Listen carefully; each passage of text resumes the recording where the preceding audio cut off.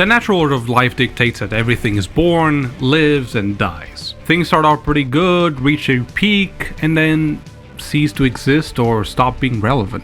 And Helldivers says, I don't give a fuck. This chaotic game just refuses to let it go, still racking up more and more players as we speak. And yes, it is true. It is in great part due to our starvation as gamers for an actual game that A, works, B, it kicks ass at what it's supposed to do and represent. We have to admit competition is not that fierce, but they could have taken the lazy route with all that Sony money, yet they delivered arguably the game of the year. But is it truly just that? Or is there anything deeper in their game design that sets Helldivers 2 apart from other pieces of entertainment? Do they get in our brains by training our psyche with unique sounds, like we're part of some sort of a Pavlovian experiment? It seems like I'm going all Alex Jones on you.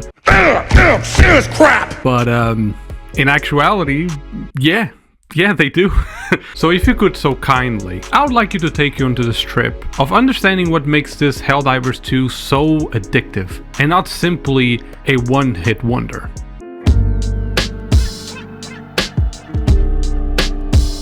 Addiction might be an aggressive term. It represents a compulsive behavior that renders an individual completely unable to stop, despite its own wishes to do so, after all. And unless you're out there letting your dog and parakeet starve because you can't quit plugging bug holes all day, that sounds oddly...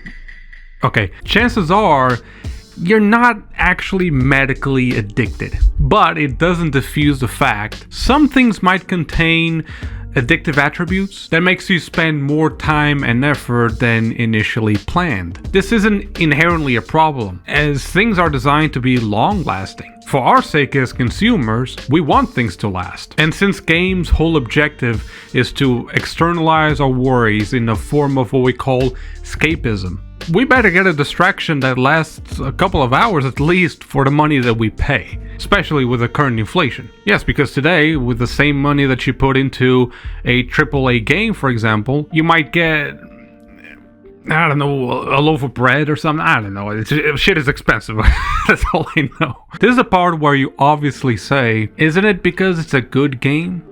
Not quite. As a quick example, I present to you mobile games. Yes, the bane of our collective existence as gamers, yes. They can be low quality, lazy, linear, and yet still hook millions of people around the globe. And on the same coin, but on the other side, we can have really good games that don't become necessarily addictive. We can use Lethal Company for this one, as the game has a brilliant concept, simplistic and really well made, yet it suffered a really bad decline, where instead of ups and downs, it was more like a ramp down. It's just straight up down. You see, a good idea is simply not enough. You have to play with people's emotions and feelings. This is where we delve into the gritty, scientific shit. And now you see that my shirt makes sense. We actually have research papers going all the way back to 1970s, which focus on a cute little neurotransmitter called dopamine. Now, dopamine is the main hormone responsible for making you feel happy, feeling pleasure, but most importantly, it's the hormone that makes you want it even more. Its addictive attributes are typically associated with things that humans can do and resulted in achievement. But funnily enough, it was also found that we can fake it, as drug and alcohol consumption trigger this hormone, despite the fact that you achieved nothing. Unless you count ruining a Christmas party an achievement.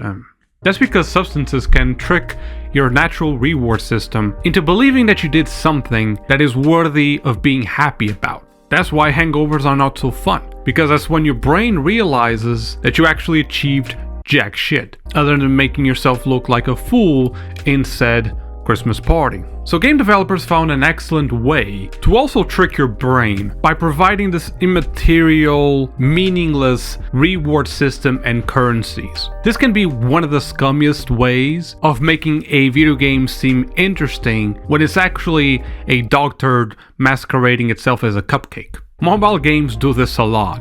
and I mean a lot, where all you do is apparently grind for achievements and a currency that means absolutely nothing to the real world or anything outside of that game. Some games just straight up turn into a marketplace of a made-up coin that people find value for some reason, that only unlocks cosmetic stuff and contributes zero for your actual sense of achievement or in general enjoyment actually. You complain, but you still put in the hours. That post-nut clarity doesn't happen until you realize you achieved nothing way after the grind.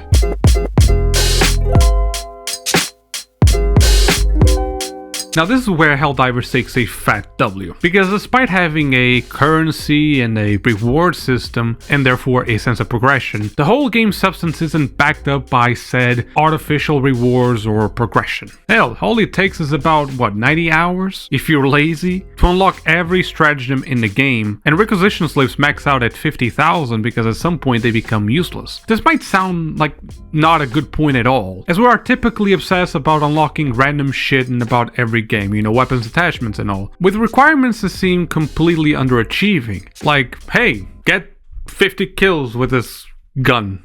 So what, you're gonna reward me for using a gun? For what it's supposed to do? Kill? What kind of achievement is this? However, Helldivers 2 shifts the sense of achievement somewhere else, in a much more fulfilling manner, which is community progression. If you compare fan bases like Call of Duty and Helldivers 2, you'll see a clear distinction in the personal objective of progression. Whereas in Call of Duty, gamers play for a big KD that nobody but themselves gives a fuck about, and to unlock weapon attachments with insignificant achievements. And as you can see, they all say the same thing: complete an X amount of daily challenges to unlock that said thing. In Helldivers 2, you actually get players that feel a sense of achievement when collectively the community liberates each planetary system, even if that means you're only a small part of the bigger effort. The selfish nature of human existence would dictate Call of Duty's ego inflation system would make more gamers more addicted, as it makes them feel like big fish amongst small fish. But in the end, gamers will turn off the game and realize, wow, I achieved absolutely nothing. This is meaningless. Like life, you'll feel alone in your achievements, stuck in a repetitive cycle that goes nowhere for no one, even yourself. Helldivers 2 does a spectacular job at making every player feel important, by giving these small, simple, virtual messages that say, hey, good job, what you did today matters. And considering how many planets there are, this pushes people to log in every single day, to contribute into an united cause where we can actually fail. Failure seems like something that we never want. It seems like the complete opposite and counterintuitive to winning and being addicted to something, at least when talking about a dopamine rush. But ironically, this failure system that is in Helldivers 2, you can fail missions, you can actually do poorly, also pushes you to win, because humans earn a sense of achievement when they overcome adversity. This is brilliant. This is healthy on top of it all. Pair that with the fact that this game doesn't buff up enemies as an artificial way of making the game harder. Well, at least not in easier difficulties. If you're playing Helldive difficulty, well, rest in peace, son. You actually get mission modifiers that makes the enemies a little bit tougher. But normally, instead, it actually just simply increases the number of enemies that you will face and introduces new classes of them and different kinds of objectives. The fact you can choose your own difficulty makes it an even better tailored experience for all variety of gamers, where you aren't annoyed if you're stuck not being able to liberate a planet, let's imagine, nor does it doom you to be in a boring tier of challenges that, well, they don't challenge you at all. And the hardest difficulty doesn't actually mean impossible. It only makes you wish that you weren't born, that's all. But still, it is possible. Giving you a sense of pride in tasks where many can do will obviously satisfy a huge group of people who want to best themselves, and also others, but in a healthy PvE environment. So the toxicity decreases by about 80%. That way the game doesn't actually have to punish those who are okay with just killing a few bugs in a relaxing, easy mission. Furthermore, Helldivers 2 still makes full use of the overstimulation theory, in a way that it may sound insulting, but it's actually quite genius.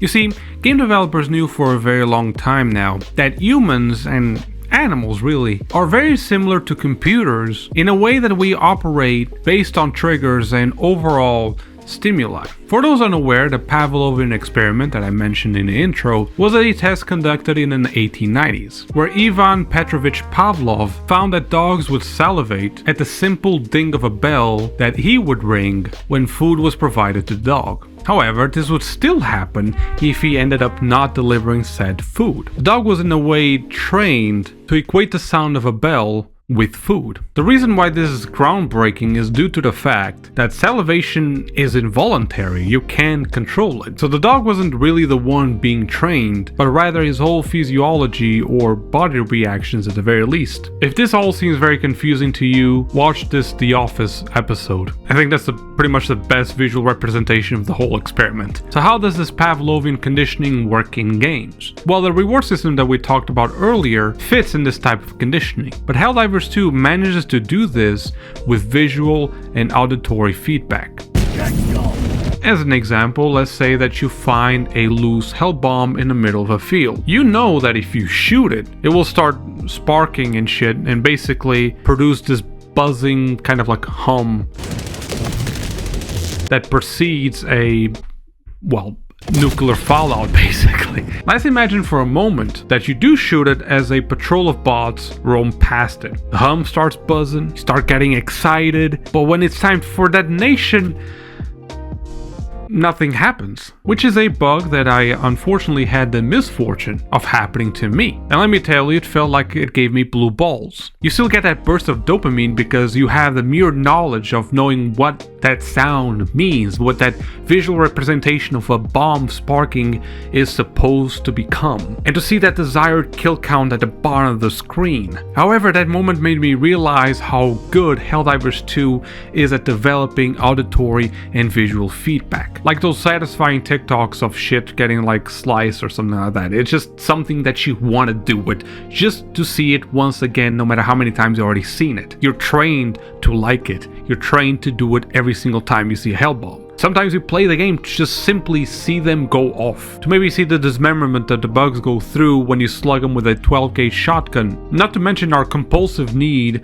to do the hug emote as you drop 500 kilograms of pure liberty. Major orders are also a way these game devs found to keep players coming for more, to complete actually creative accolades in the promise of a little treat under the form of medals. You might say you expect this from every game, but there's many out there that don't understand the importance of stimuli for gamers. If there are games that do create stimuli for gamers, it usually is directed to bullshit microtransactions instead of the gameplay itself. And again, without wanting to bash an amazing game that was developed by one single guy, by the way. Lethal Company doesn't have such a spectacular visual and audio triggers. Yeah, hearing that jack-in-a-box crank itself off, ew, is incredibly terrifying, but in a way, it makes you not want to hear it again. Of course, considering the nature of this game, we can't have such spectacular feedback like in Helldivers 2, but it provides a good comparison for what makes one of the two impressive games truly addictive.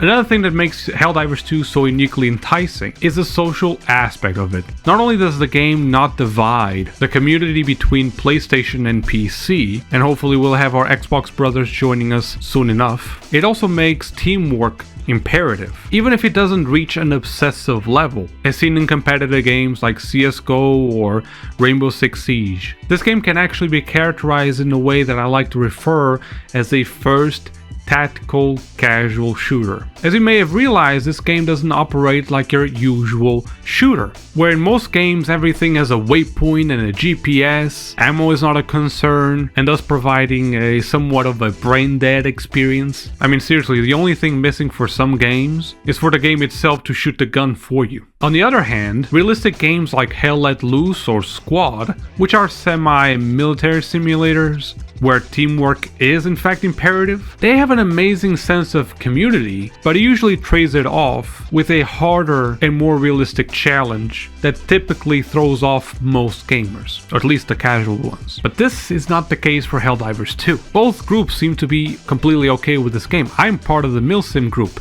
I'm okay with this game. This game seems to appease both groups at the same time somehow. On top of the social aspect of it, the smaller bits of challenge its mechanics offer us also makes us want to spend even more hours into the game, with a small group of elite, like-minded people that could or could not be our friends. It does punish you still, but without making the experience sluggish or bothersome. Ammo doesn't magically transfer from magazine to magazine, so if you decide to reload a half a mag, you're gonna lose half a mag worth of ammunition. So you can switch mags like you switch underwear. There's no problem, you're free to do that, but it's not gonna be the most efficient. If you want to check how many actual rounds there are, you have to manually check the magazine, rendering you unable to fight for a second or two. Reloading big and bulky guns makes your character have to kneel and therefore stop to load comfortably new rounds into the gun. Orbital strikes will actually take angle of attack into account, where sending one to the edge of the map means that you're going to have a slanted angle of attack instead of being 90 degrees into the center of the map. There's Fog of War, which doesn't allow you to see all objectives at once, simulating in a way limited intel and forcing you to use your tactical map and actual eyes so that you can plan the most efficient path to cover all objectives, while keeping in mind that you still have to find maybe new ones. Planets are not barren wastelands. The environment will actually affect your movement and survivability. Hellmeyer sends its regards.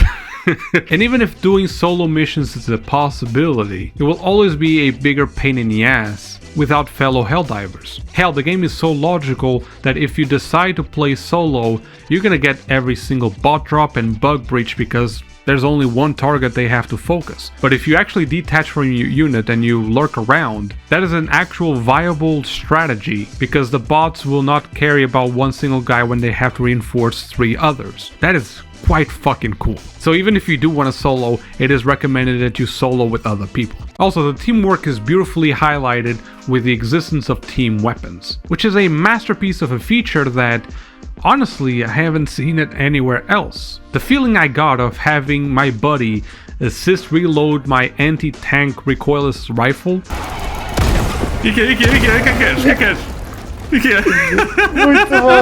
For the first time, it made me feel like a god, dude. You're not dependent on the community to make the game fun, but you do miss out on the full potential that Helldivers 2 has to offer. Even when you compare other bigger platforms like GTA Online itself, you come to the conclusion that GTA Online actually has a shit platform for building a community. The game's design offers no benefit to interact with others, to share moments. Neither does it motivate you to connect with other people. I think the only common ground GTA Online players have with themselves is the fact that we hate the game.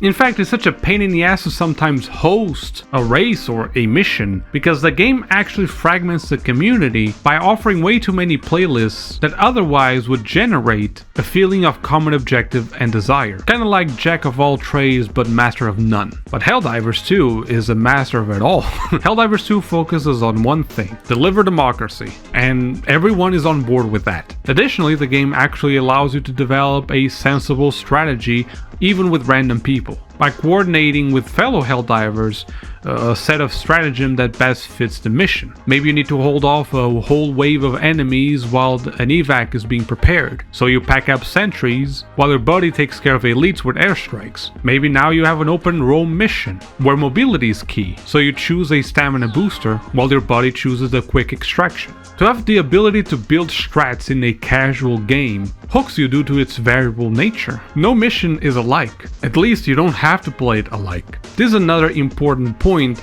as static, repetitive things are not very conducive to generate a long-term appeal. The procedural generation system that Helldivers 2 uses to generate its maps never creates a game that is the same from session to session. The map always changes, which is another strong point for this third-person shooter. Even in the same map, you have different biomes and landmarks, and essentially a game that reinvents itself at every round, which is hard to beat. Not like some Bethesda releases. No.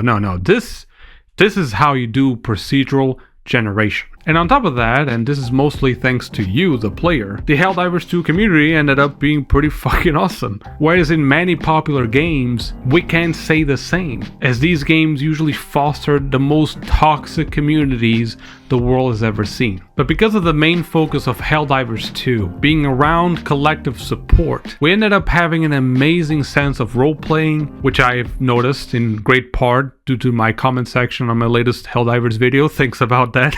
It's a reflection of an easygoing and cool community that actually uses the lore provided by the game to create social interactions and reinforce them. I remember when I was still a level 10 and I had a level 22 in the lobby, walking me through all small bits of Helldivers 2 lore.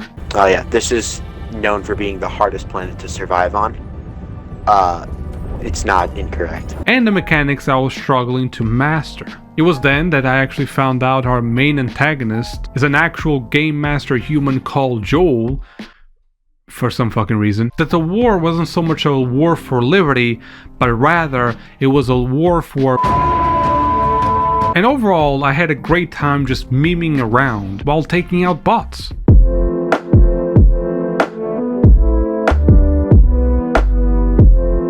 As smaller points, I would also like to say that Helldivers 2 is essentially, when you think about it, 2 games packed into one. Since the Automatons and the Terminids offer 2 completely different playstyles, which forces you to always play differently between them. Napalm might be great against bugs, but against the bots? Good luck with the minigun too. Also, as we've discussed before, mobile games introduce addictive elements for the sake of greedy monetization. And even though Helldivers 2 also does provide multiple tiers of microtransactions, it doesn't incorporate these addictive elements to make a dirty quick buck. You can very well unlock premium war bonds by just playing the game, without spending a single dollar. But even if you do decide to spend money, it won't cost you a kidney and a limb. They are actually fairly priced. I don't know about you, but I'm actually 10 times more likely to spend money on a game that actually values said money. I could argue that this pro-consumer approach also leaves a good taste in our mouths, which motivates us to spend even more time in the game. In a game that at least is worth of it. In a way, we can say Helldivers 2 is an incredibly addictive game. Yes, it is. What we can say is that these addictive features are done with ill intentions, or even negative. This is what a game is supposed to do, to make you forget about time for a bit, to forget about your worries, about those loans that you have to pay, for your debts on the house, for not paying mortgage, whatever it might be, your girlfriend dumping you.